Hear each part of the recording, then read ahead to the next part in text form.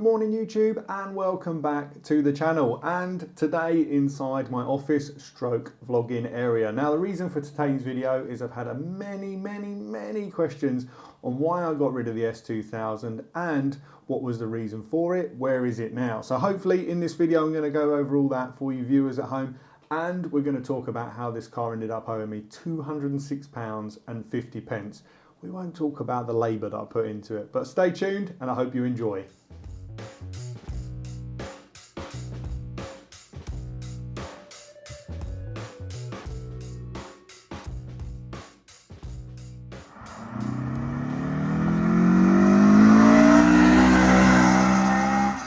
So if you just want to go straight to the costing breakdown of how I ended up buying the car and what I sold it for, I'll put a little bit in the bottom of the video now if you're not interested on a full recap in the build. But if you are, stay tuned and we'll go through the story of my Project S2000. For those of you that are familiar with the channel, you know I do have a big soft spot for the Honda S2000. Way back before I even bought mine, I went out in mine many years ago, which we'll touch on in this video, and had an absolutely incredible experience in one. I thought, you know, one day I will add one of those to the collection. Now, it must have been about a year and a half ago, maybe 2 years ago now. No, longer than that, maybe 3 years ago now. My good friend Matt said, look, I want to tick owning a Honda S2000 off the list. Do you want to come and help me pick it up? And obviously you can review it afterwards. And oh man, being back in one again, that slick gearbox, that 9,000 RPM, the VTEC crossover point, it's what petrol head naturally aspirated dreams are made of. And we reviewed Matt's car, that's an old video now, and again, his was just a pristine example. What I ventured into was nothing like that. But I came away from reviewing that car buzzing, thinking, do you know what, maybe I could buy one. At the time, ropey examples were like £3,500. Good ones, £8,000-10,000 was being seen. So I was like, it's a lot of money. The only thing that really held me back is it still was quite a heavy car for the weight. I think it was 1,250 kilos. Someone let me know in the comments if I got that wrong. But for its power to weight, it was a cool engine, claimed to make 250 horsepower on the JDM. Didn't really make that very often from what I saw on the rolling roads, but still, we won't go into that in this video. Really cool car. In the back of my mind, thought one day if the right one comes up, I will commit to a purchase. Now this is where that committing to a purchase comes into it. So again, I can't remember the exact timeline. It was definitely pre-COVID or just at the very start of COVID. It must have been COVID because of the MOT extension. So had the chance to go down to Caffeine and Machine with a few friends. Thought, you know what, it's a nice morning, we'll go for a blast. Went down there, met an old friend of mine, Charles, and we were sitting down having breakfast inside the restaurant at Caffeine and Machine, and he said, look, does anyone know of anyone interested in a Honda S2000? Bing! I was like, yeah, funnily enough, I think I could be interested in one. He said, look, I'm going to be completely level with you. It's got a lot of rust, it hasn't moved for a long time, it's also got the rear brakes binding, it is in Weymouth. The deal is, it's £2,000, take it as it is, no offers, no messing around. I thought, do you know what? That's a cheap car. If I can get the engine running, the engines alone, I mean, now they're going for silly money, but back then they were still sort of £2,000 upwards. So I was like, if the engine works and the chassis is rotten, get the car, take the engine out of it, put it in a kit car, do like a monstrous Westfield build, which was like my dream plan. Lightweight, high revving engine, slick gearbox. So I thought, you know what, ultimately, I haven't really got anything to lose on this. So I dropped Charles a message, said, look, I am interested, send over my details. Had a brief chat with the owner and he said, look, it is what it is. I've lost the love for it. It hasn't moved in a long time. Sold a scene, £2,000, no offers. I thought, yeah, do you know what?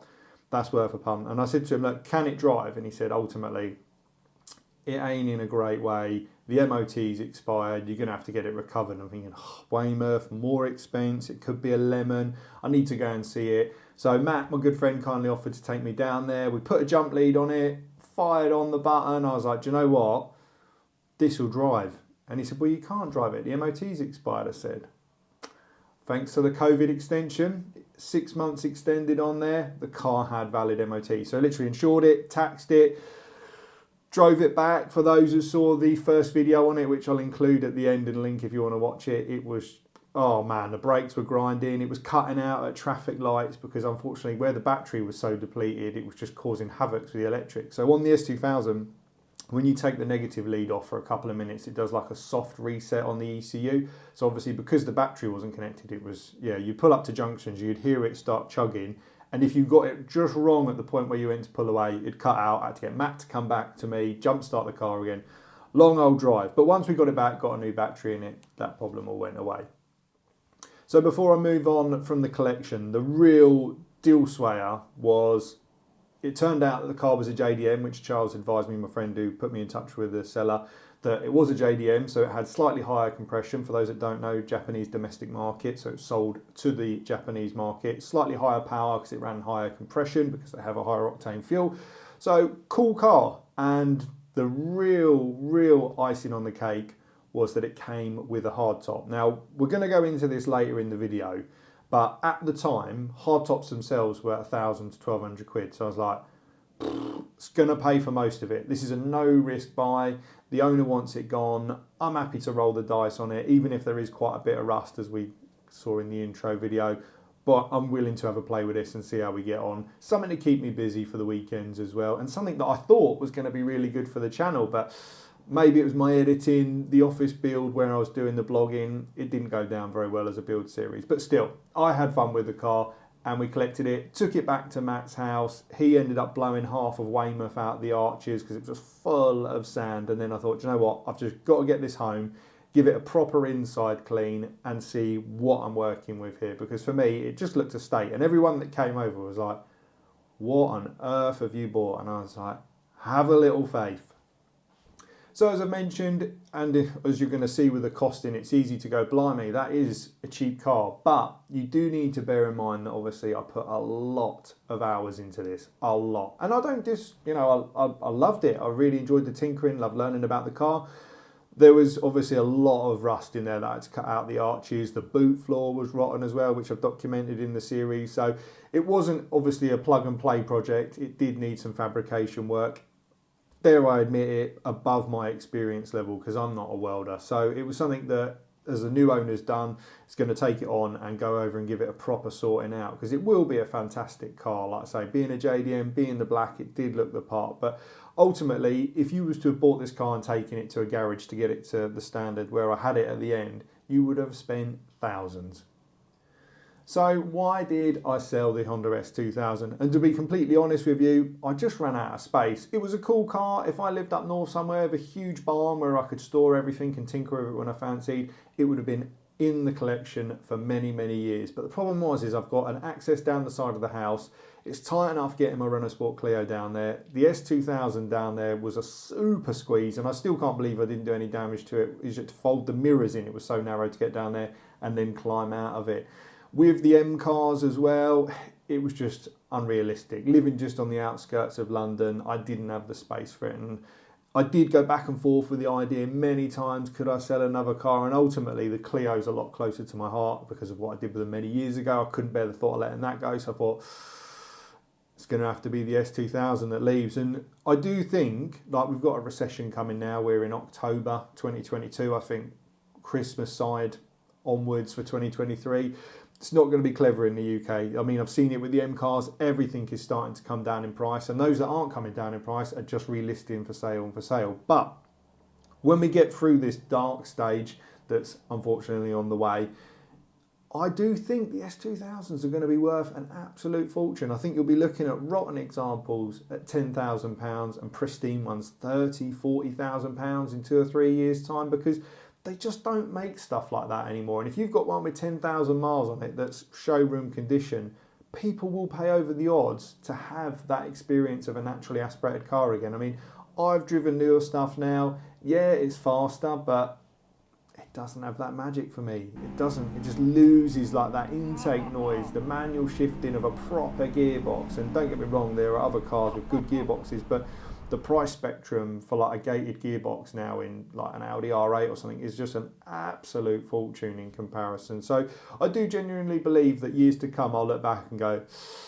should have kept that, pretty much sitting on a retirement pot there. But as always, you can't keep everything, and I had to make a decision, and that's why the S2000 unfortunately was sold.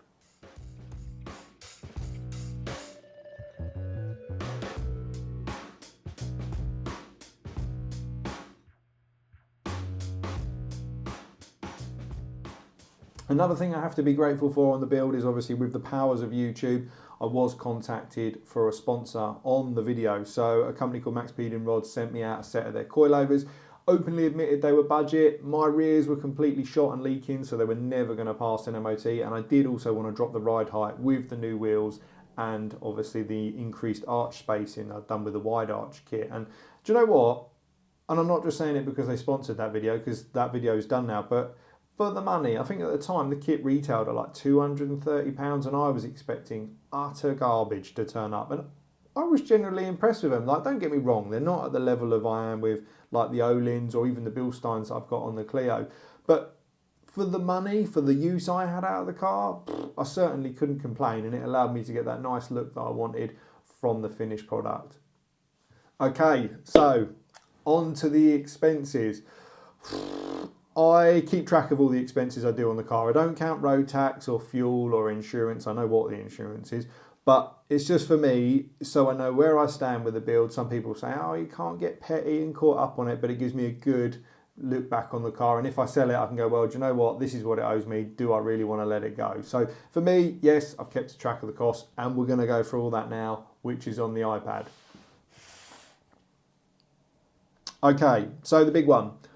What did the car cost? Well, you know that if you've watched the intro, £2,000, which in today's times, very, very cheap car. Back then for a HPI clear car, it was still cheap, really. Like I say, they were normally about £3,000.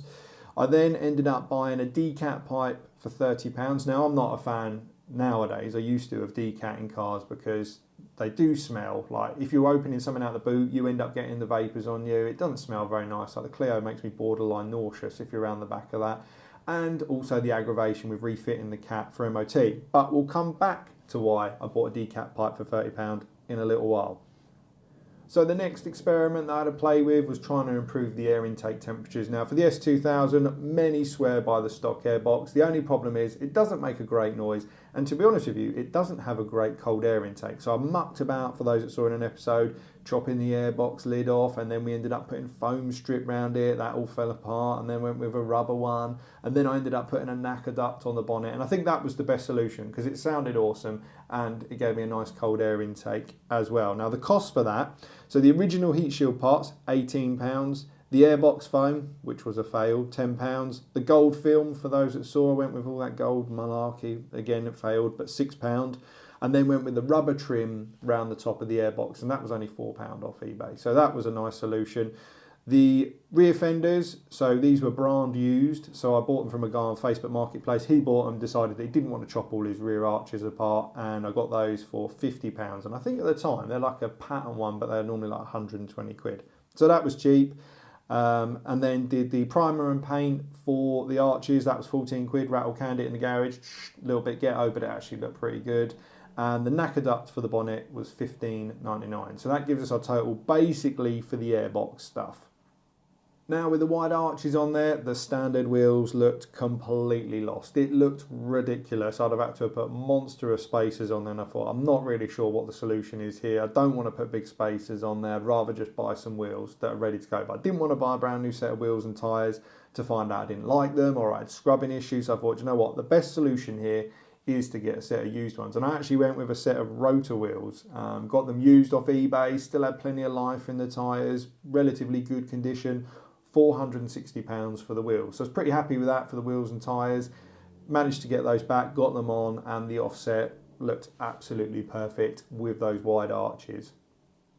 On to the engine bay. Well, the engine bay, I must admit, looked a lot worse than it was. Again, for those that watched the series, when I took the rocker cover off, it was spotless inside. Now, the previous owner did say to me, look, I've done plenty of oil changes, but when I was walking around the outside, I was like, I don't know, it doesn't reflect that on the outside. But I thought, you know what, at that price, we're still going ahead with it. And pleased to confirm that when I did, it was spotless. All the valve clearances were in spec, which was perfect. But we did need to do some bits to the engine bay. So the wrinkle paint was £14.70, which basically I stripped all the old paint off, ended up wrinkle painting it, heating it up with the hairdryer. It went all wrinkle effect, and it looked absolutely wicked. Again, it just transformed the engine bay. Also went over the whole engine bay with the pressure washer and degreaser and just removed years of grime that have been in there.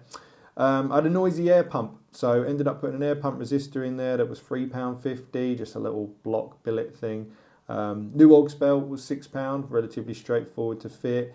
Engine oil went with the Castrol, I think it was 10W40. It's the same stuff I use in the M cars, so I was pretty happy with the brand. £57 for that.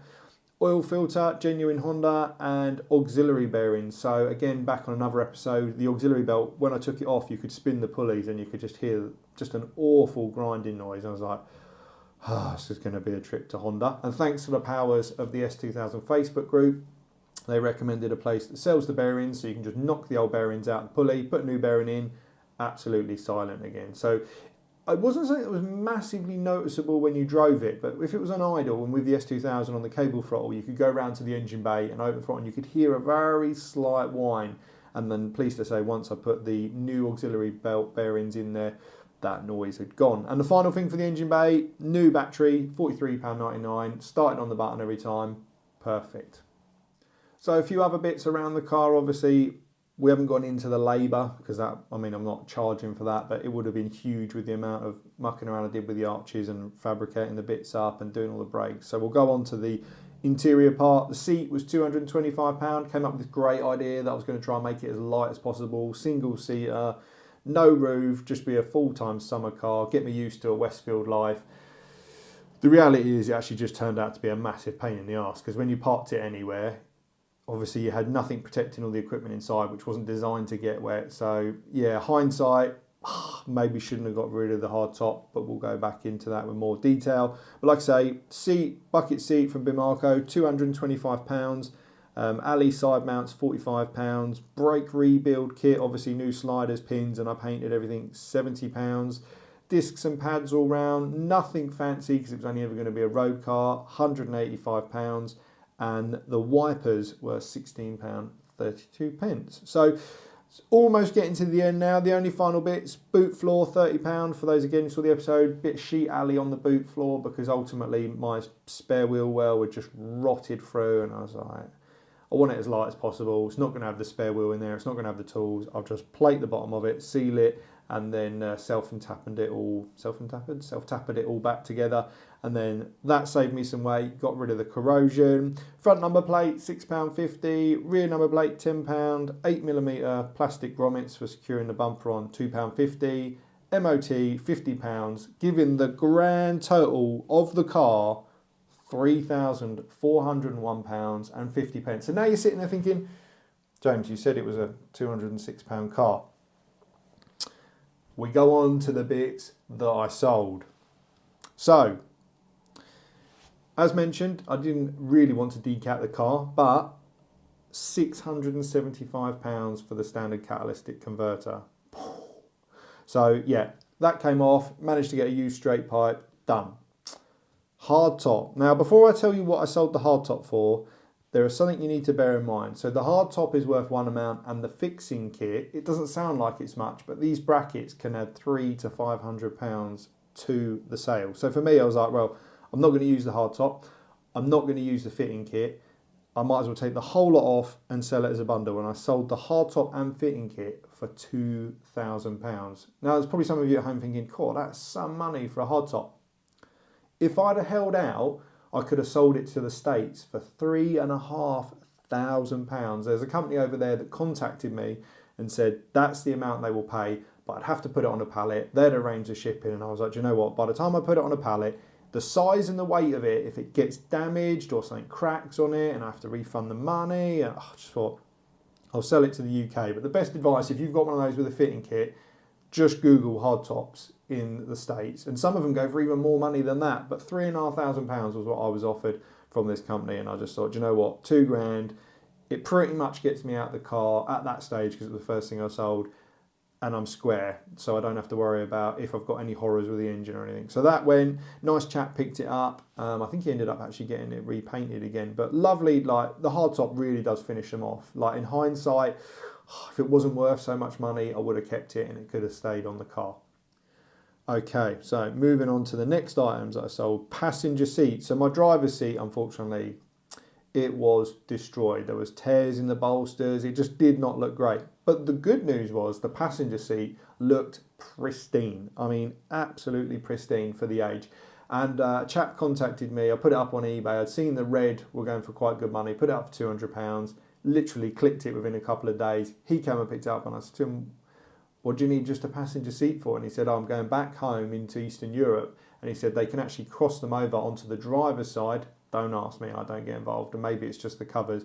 And he said, and we can make the driver's seat pristine again with the passenger seat. So again, another good chunk of money back in. Managed to steal the standard wheels for £180. They were pretty tired. By the time I thought about refurbing them, new tyres, putting spacers on there, I wasn't going to go for an OEM look, a factory finish. So I got £180 for those. And the final bit that I sold that I didn't even think about until I was stripping it out, window regulators. I got £140 for the pair. So the total money back on the build, £3,195, giving me a total cost of £206.50 for the car. And again, that's not including any labour, that's just what it stood me. So yes, I did sell the car in the end. I'm not going to get into that. Like, it was a good return for me for the time I put into it. So really happy that it went to a good owner. I made good money out of it. I learned a lot from the experience of it. And I wouldn't rule out owning one again. Definitely not. But for me, is it worth what they're going to be in years to come? I mean, I could have kept that car under a cover and just stored it away. And I'm confident, like I say, after this blip with a recession, they'll just keep rising. So just don't make stuff like that anymore. And for me, I don't know, cool car, but I think there are other cool cars out there in that price point, especially with what they'll be in a few years' time. But yeah, hopefully you guys enjoyed the recap, the cost breakdown. If so, make sure you consider liking, subscribing. Until next time, thanks for watching.